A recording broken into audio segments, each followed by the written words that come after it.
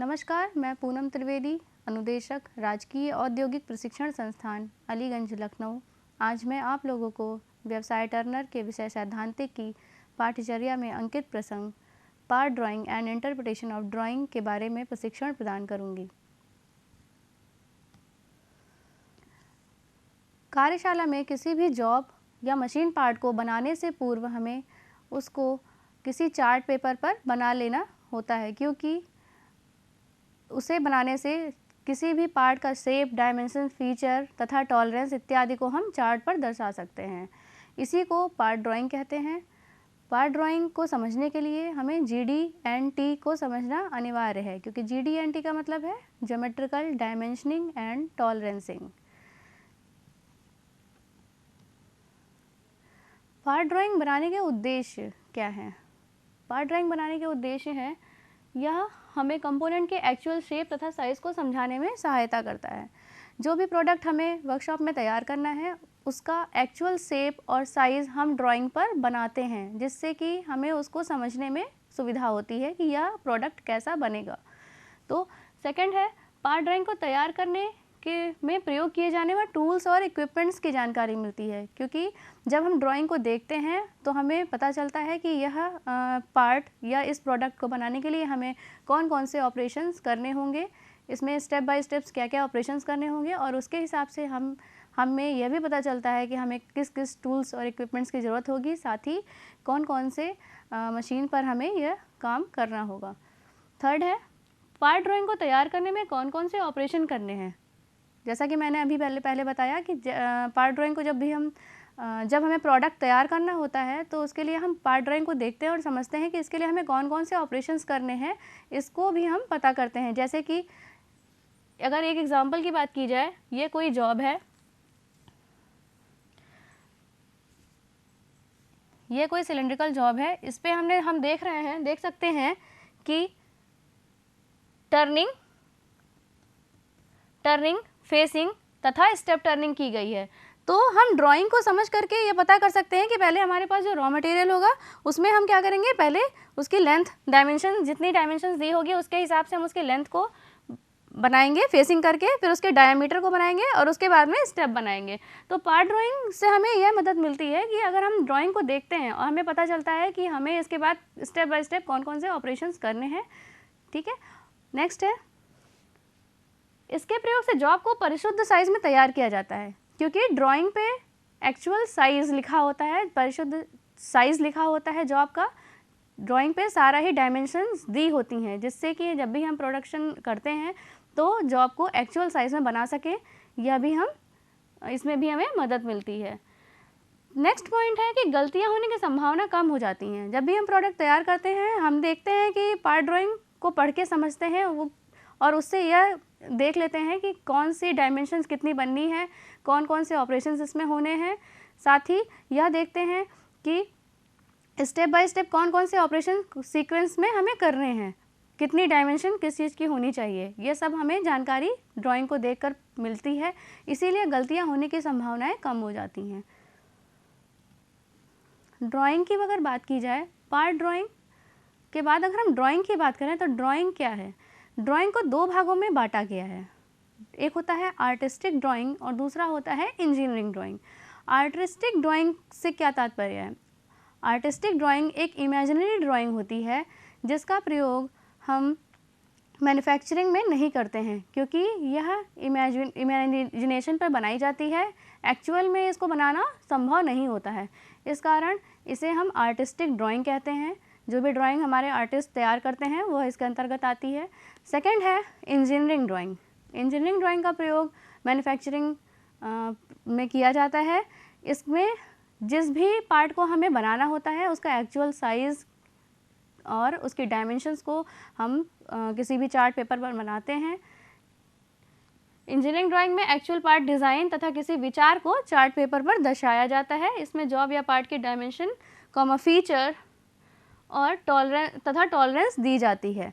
तो engineering drawing का प्रयोग हमेशा प्रोडक्शन इंजीनियरिंग में या मैन्युफैक्चरिंग में किया जाता है, क्योंकि यह इससे जो प्रोडक्ट तैयार होते हैं वो परिशुद्ध साइज़ में तैयार होते हैं।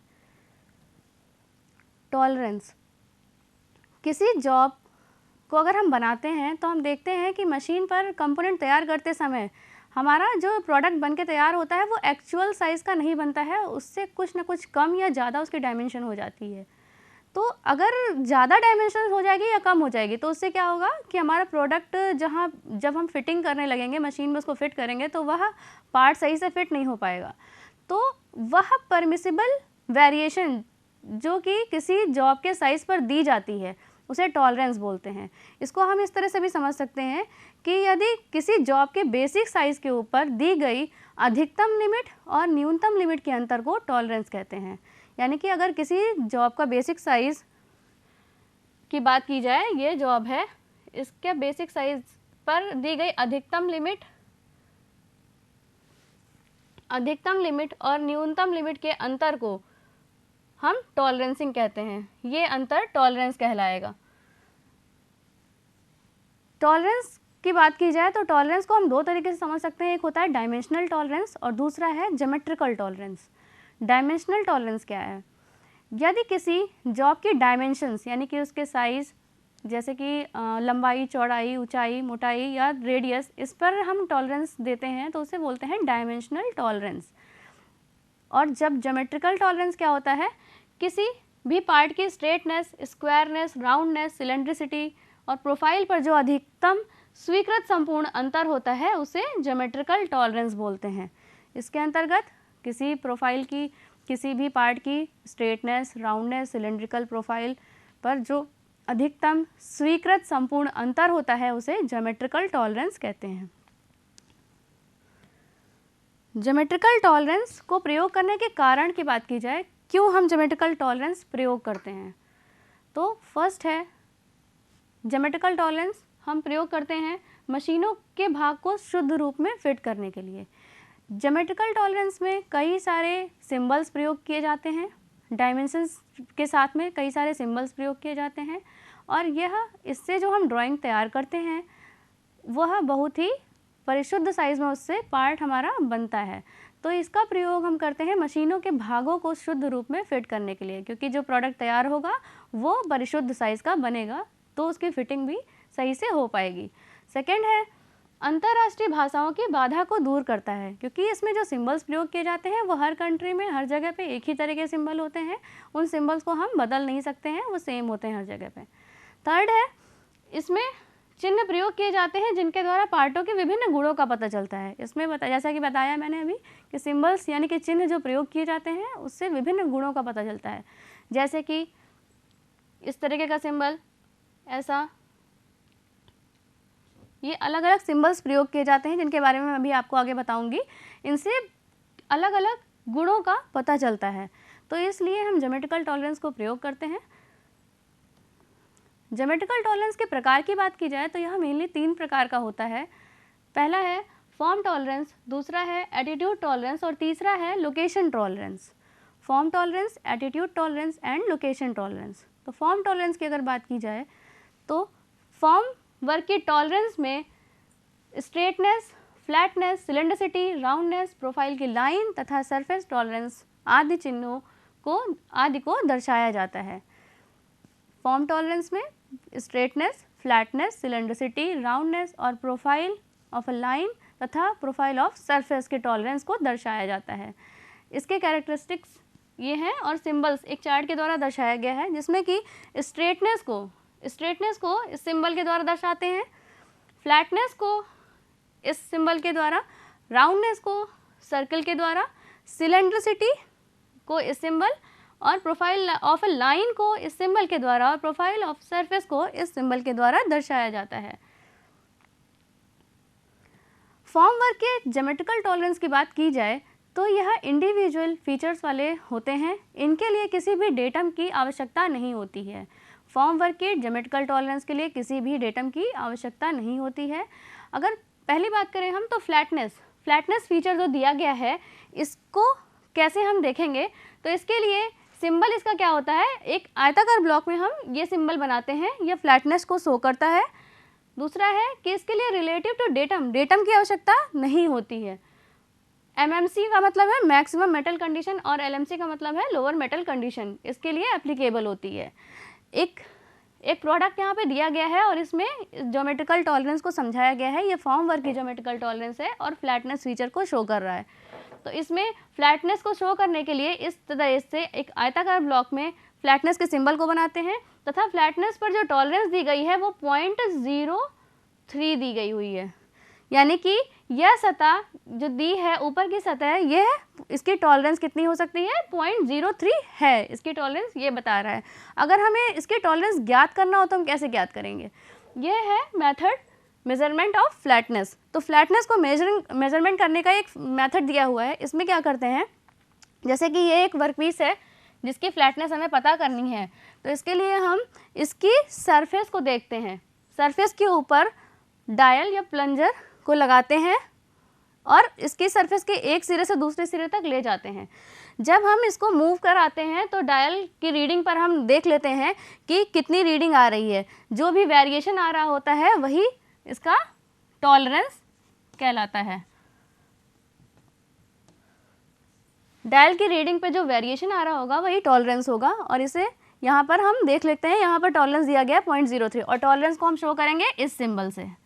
फ्लैटनेस, ये फ्लैटनेस को शो करता है, फ्लैटनेस फीचर को शो करता है। सेकेंड है इसी का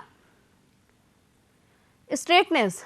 स्ट्रेटनेस को अगर शो करना है, स्ट्रेटनेस की बात की जाए तो इसको हम एक स्ट्रेट लाइन के द्वारा दर्शाते हैं। स्ट्रेटनेस फीचर को स्ट्रेट लाइन के द्वारा दर्शाते हैं। इसके लिए भी डेटम की रिक्वायरमेंट नहीं होती है क्योंकि यह फॉर्म वर्क टॉलरेंस के अंतर्गत आता है। फॉर्म वर्क के अंतर्गत कोई भी डेटम की ज़रूरत नहीं होती है। इसमें देखते हैं कि एक सतह दूसरी सतह से एक सतह को देखते हैं कि वो कितनी स्ट्रेट है। तो स्ट्रेटनेस इस डायग्राम में दी हुई है, इसको हमने यहाँ पर ऐसे शो किया है। एक आयताकार ब्लॉक में स्ट्रेटनेस का सिंबल बनाया है और टॉलरेंस दी गई है 0.03। तो यहाँ बताया जा रहा है कि इसके सरफेस की जो स्ट्रेटनेस में टॉलरेंस दी गई है वो 0.03 है। अगर हमें इसकी स्ट्रेटनेस चेक करना हो तो हम कैसे चेक करेंगे? तो उसके लिए हम इस जॉब को लेते हैं। ये राउंड सिलेंड्रिकल जॉब है।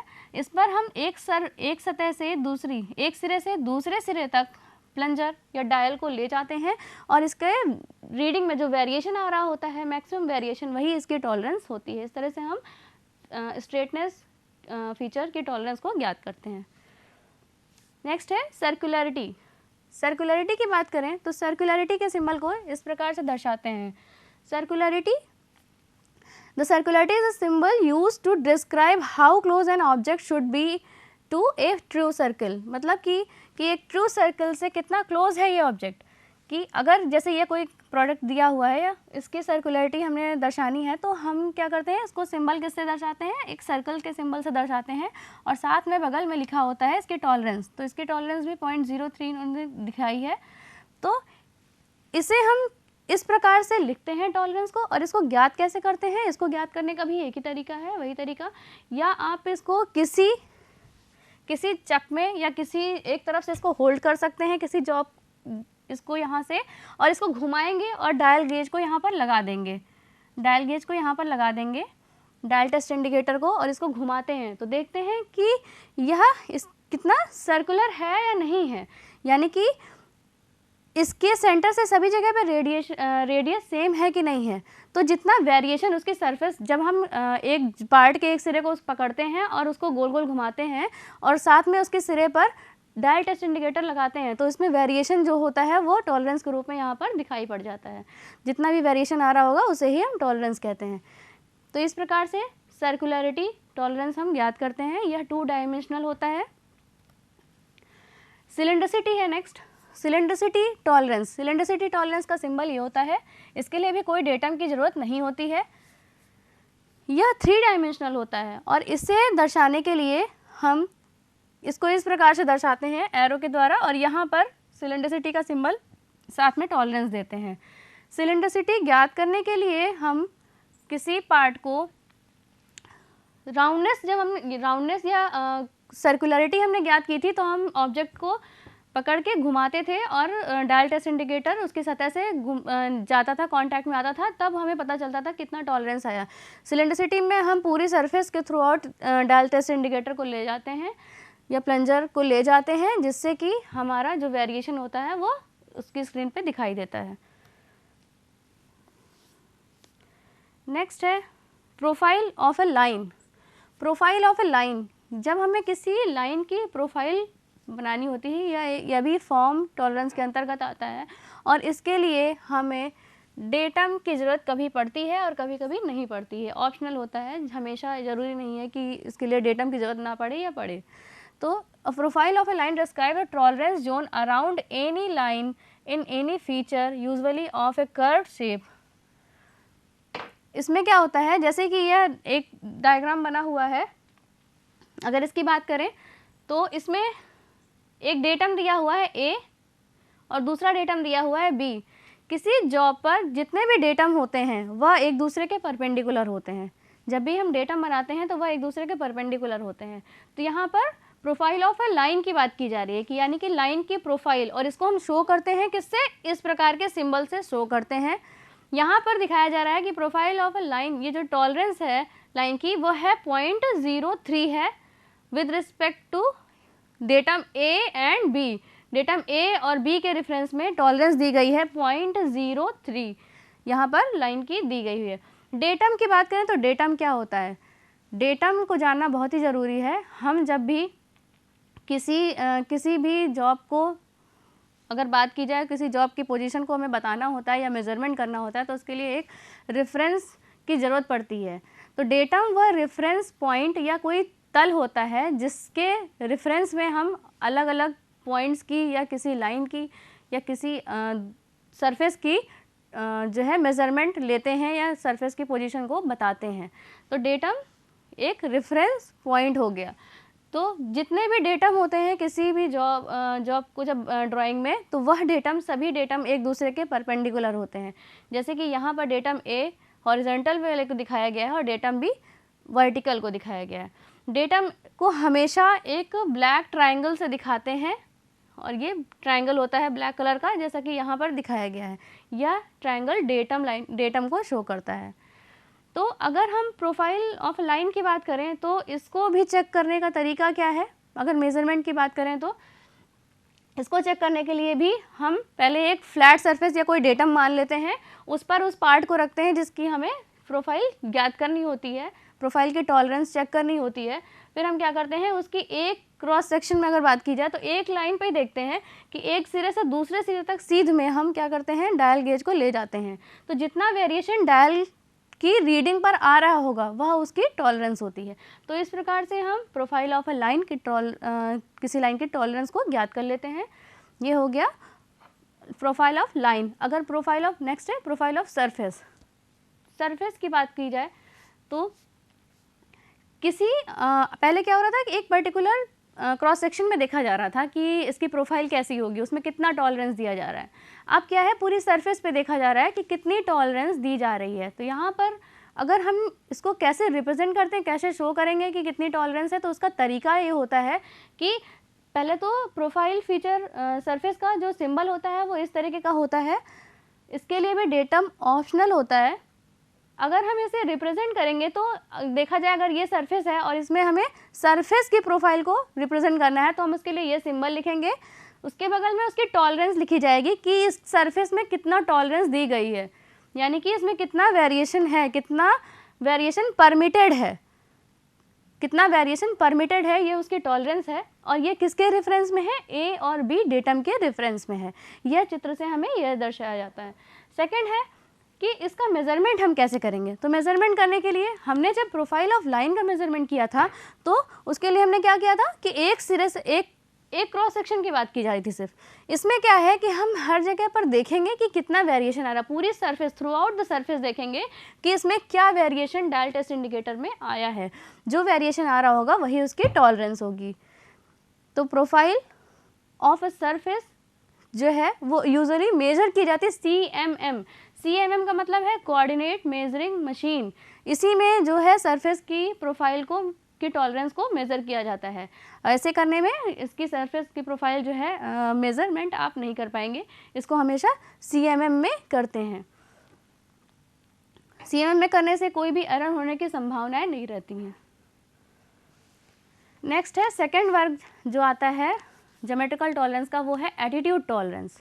तो एटीट्यूड टॉलरेंस की बात अगर की जाए तो इसमें हम पैरेललिज्म, स्क्वायरनेस, एंगुलरिटी की टॉलरेंस को दिखाते हैं किसी जॉब की पैरेललिज्म, एंगुलरिटी तथा स्क्वायरनेस की टॉलरेंस को दर्शाया जाता है। इसे हम एक चित्र के द्वारा दर्शा सकते हैं।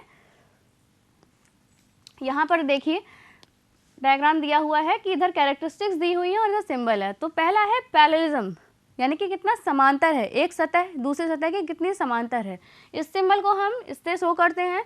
स्क्वायरनेस का मतलब होता है कि एक सतह दूसरी सतह के परपेंडिकुलर होनी चाहिए, वो स्क्वायरनेस को शो करता है, तो इसे हम परपेंडिकुलर वाले साइन से शो करते हैं। और एंगुलरिटी, एंगुलरिटी का मतलब बिल्कुल भी एंगल से नहीं है, एंगुलरिटी अभी आगे बताया जाएगा क्या होता है।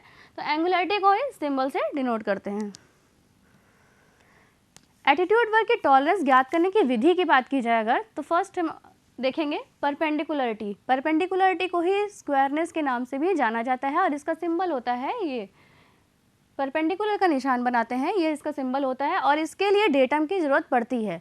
एटीट्यूड वर्क के टॉलरेंस के लिए डेटम की ज़रूरत पड़ती है, क्योंकि अगर हमें डेटम पॉइंट ही नहीं पता होगा या डेटम सरफेस ही नहीं पता होगी तो हम उसके किसके रेफरेंस में देखेंगे कि यह उसके परपेंडिकुलर है कि नहीं है। एक डेटम सतह हमें चाहिए होगी इस फीचर को शो करने के लिए। तो यहाँ पर एक प्रोडक्ट दिया गया है या एक पार्ट दिया हुआ है, इसमें दे दिया गया है ये ए डेटम शो किया गया है, ये जो हॉरिजॉन्टल वाला है ये डेटम है। तो इस डेटम के साथ इसकी जो परपेंडिकुलरिटी या स्क्वायरनेस है वो कितनी है, उसमें टॉलरेंस कितनी है, 0.03 है विद रेफरेंस टू डेटम ए। इसका मतलब है कि यह किस फीचर को शो कर रहा है, एटीट्यूड वर्क के परपेंडिकुलरिटी या स्क्वायरनेस फीचर को शो कर रहा है, जिसमें टॉलरेंस दी गई है 0.03 और किसके रेफरेंस में, ए के रेफरेंस, यानी कि डेटम ए के रेफरेंस में। यह कितनी टॉलरेंस इसमें हो सकती है, 0.03 परमिटेड है। अगर इसको हमें चेक करना हो तो हम कैसे ज्ञात करेंगे, इसको भी हम डायल टेस्ट इंडिकेटर की सहायता से चेक कर सकते हैं।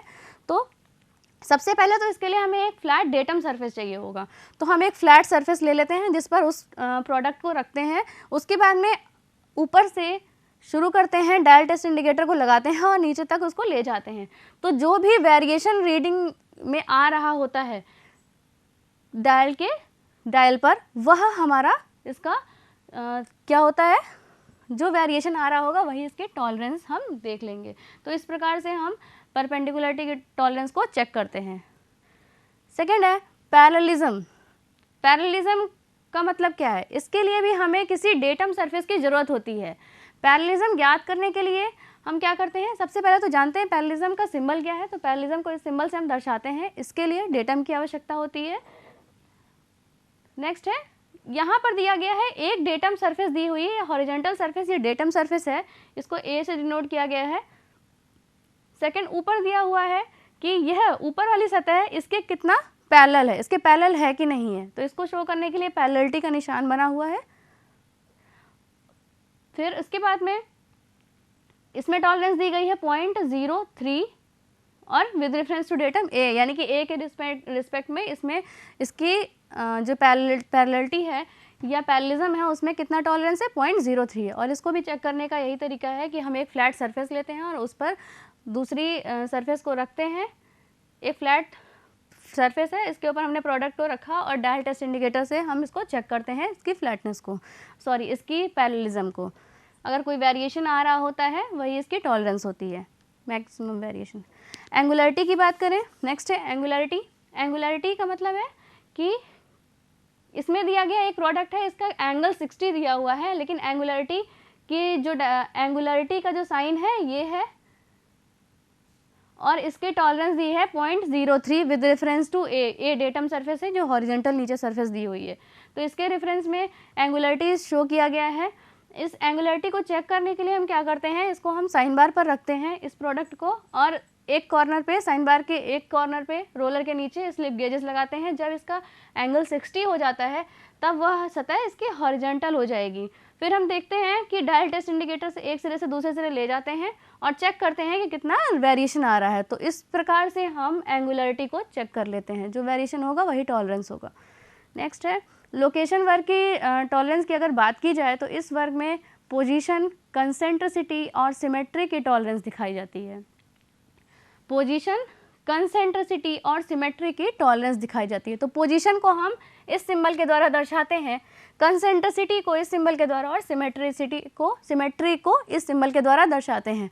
तो पोजीशन क्या होती है, जैसे कि हमें कोई प्लेट दी हुई है या कोई फ्लैट जॉब है, उस पर होल करना है, तो हमें बताना पड़ेगा कि इस पोजीशन पे होल करना है, तो वह पोजीशन को दर्शाता है। कंसेंट्रिसिटी का मतलब है एक का सेंटर एक होना चाहिए, दो कोई ऐसे राउंड जॉब हैं जिनका एक्सिस या सेंटर सेम होना चाहिए। सिमेट्री मतलब एक जैसे दो प्रोडक्ट।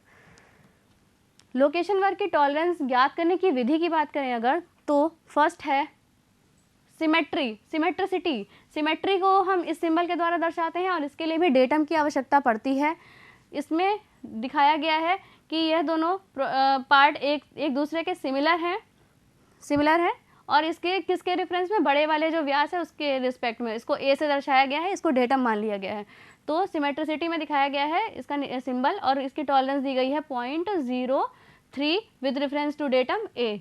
अगर इसे हमें ज्ञात करना हो तो हम पहले एक प्लेन मान लेते हैं जिसके रेफरेंस में ऊपर से हम डायल टेस्ट इंडिकेटर को ले जाते हैं और नीचे के सरफेस में ले जाते हैं, दोनों में जो वेरिएशन आ रहा होता है वही हमारा सिमेट्री को शो करता है। इसको भी हम, अगर हमें सिमेट्री ज्ञात करनी है या सिमेट्रिक टॉलरेंस देखना है तो इसे भी हम CMM में ही ज्ञात करते हैं, जिससे इसे ईजिली हम समझ सकते हैं, ज्ञात किया जा सकता है। CMM यानी कि coordinate measuring machine.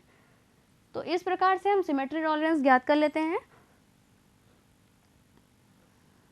Position tolerance और कंसेंट्रिसिटी। पोजीशन टॉलरेंस यहाँ पर दिया गया है, इसके लिए डेटम की आवश्यकता होती है। पोजीशन टॉलरेंस का सिंबल ये होता है, इसके लिए डेटम की आवश्यकता होती है। यहाँ पर एक होल दिया गया है जिसकी पोजीशन बताई गई है, इसको हम पोजीशन सिंबल से ये सिंबल लगाते हैं फाई, यानी कि जो इसकी डायमेंशन में जो टॉलरेंस दी गई है 0.03 है with reference to datum A and B, यानी कि डेटम ए अगर ये दूरी यहाँ वाला सरफेस है और डेटम बी ये सरफेस है, तो इसके दोनों के रेफरेंस में इसकी जो टॉलरेंस होगी, इसकी टॉलरेंस 0.03 होनी चाहिए। ऐसे ही कंसेंट्रिसिटी में दो समकेंद्री व्यास के जॉब लिए जाते हैं राउंड शेप के। बड़े वाले व्यास को एक डेटम कहा जाता है, ए डेटम है, और दूसरा वाला जो व्यास है उसकी टॉलरेंस दी गई है, इसका सिंबल ये है और इसकी टॉलरेंस दी गई है 0.03 विद रेफरेंस टू डेटम ए के रेफरेंस में इसके सेंटर यानी कि एक्सिस में इतना टॉलरेंस है। आज हमने परिचय, पार्ट ड्राइंग क्या है, पार्ट ड्राइंग बनाने का उद्देश्य क्या होता है, ड्राइंग क्या है, टॉलरेंस के बारे में देखा है, ज्योमेट्रिकल टॉलरेंस उपयोग करने के कारण तथा ज्योमेट्रिकल टॉलरेंस के प्रकार, फॉर्म वर्क, एटीट्यूड वर्क और लोकेशन वर्क की टॉलरेंस के बारे में पढ़ा है। उपयुक्त संदर्भ मैंने निमीज e book of Turner theory तथा बेसिक टर्नर थ्योरी राज और रंजीत से लिया है। आज मैंने आप लोगों को पार्ट ड्राइंग तथा इंटरप्रिटेशन ऑफ ड्राइंग के बारे में बताया है। आशा करती हूँ कि यह प्रशिक्षण आपके भविष्य हेतु मददगार होगा। धन्यवाद।